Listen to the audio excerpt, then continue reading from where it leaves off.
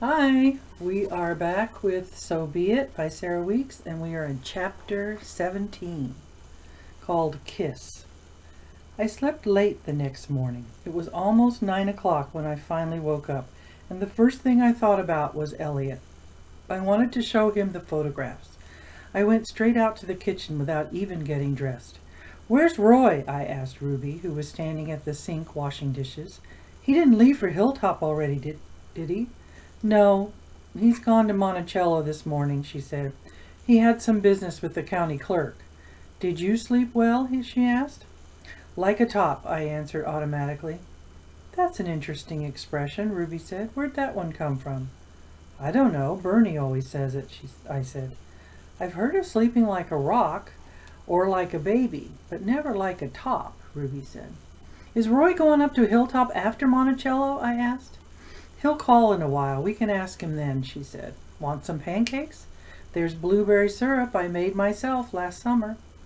I was hungry, and pancakes with blueberry syrup sounded delicious, but I wasn't going to be distracted from my plan. "Are you going up to Hilltop this morning to work? Could I come with you? I want to show Elliot my photographs," I said. "I thought maybe he'd remember Mama if he saw her." "I'm taking the day off today," Ruby told me. "Thought maybe we'd spend it together." "Well, won't Elliot miss you?" I asked. I liked Ruby, but I didn't want to spend the day with her waiting for Roy. I needed to go back up to Hilltop.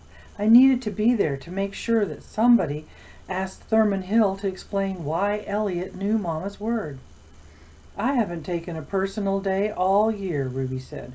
"There are plenty of other people Ellie likes. There's Sally. She sings, and her voice is much better than mine.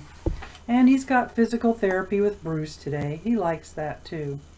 "But I want to show him the photographs," I said again. "Well, show me instead," she said. "I only got to see a few yesterday. It's amazing to see how the place has changed. And I'd like to see your mother again, and your grandmother too." "Well, I don't know if she's my grandmother," I said. "Do you think Roy could stop here first and pick me up before he goes up there? Or could you take me even if you're not going to work?" "Heidi, I'm sorry, but for the moment, like it or not, you're stuck here with me," she said. "Even if I wanted to take you up there, I couldn't. We only have the one car, and Roy's got it." "Well, can I walk?" I asked. "Much too far to walk. It's almost 10 miles. "Why don't you go get the photos, and I'll make you a plate of pancakes," Ruby said. I was disappointed, but there wasn't anything I could do. I went back to the little bedroom to get dressed. When I opened my suitcase, I was surprised to find that it was empty. I looked around and found that everything in it had been taken out, washed, ironed, folded, and put neatly into the top drawer of a small bureau near the door. The socks were rolled into tight little balls, reminding me of armadillos Bertie and I had seen once in an animal book from the library.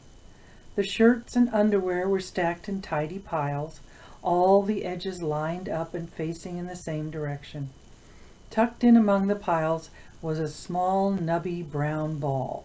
It smelled spicy, and when I looked at it up close, I saw that it was an orange stuck full of cloves.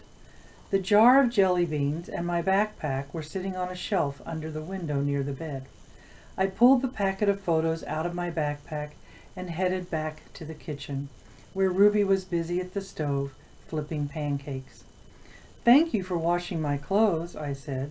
"They smell good, and I like the way you fold." Ruby smiled. "You know, that bed you slept in last night was mine when I was a little girl, Heidi," Ruby told me as she set the plate down on the table for me. "It used to be painted blue, and underneath the edge on the right side is where I park my chewing gum at night." "Is it still there?" I asked as I sat down and pulled the folded triangle of napkin out from under the fork at my place. "Well, if it is, it's a valuable antique by now," she laughed. There was a pitcher of orange juice and little juice glasses with seahorses all around the edges. Ruby brought a cup of coffee over to the table and sat down across from me.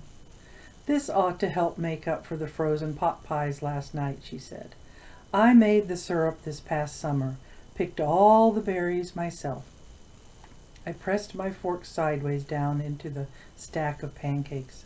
Blueberry syrup spilled over the edges and raced out to the rim of the plate like a little blue river. I took a big bite, closed my eyes, and groaned out loud. It was so good.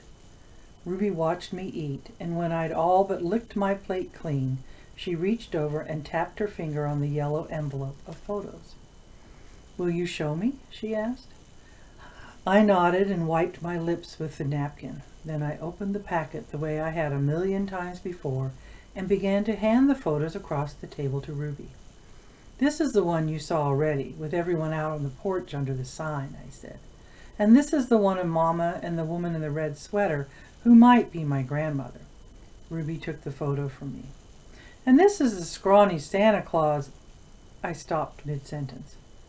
The Santa Claus with his arm around the shaggy-haired boy, the unpadded red suit hanging loose and billowing around his tall, skinny frame, the sleeves so short that his bony wrists poked out, and his watch.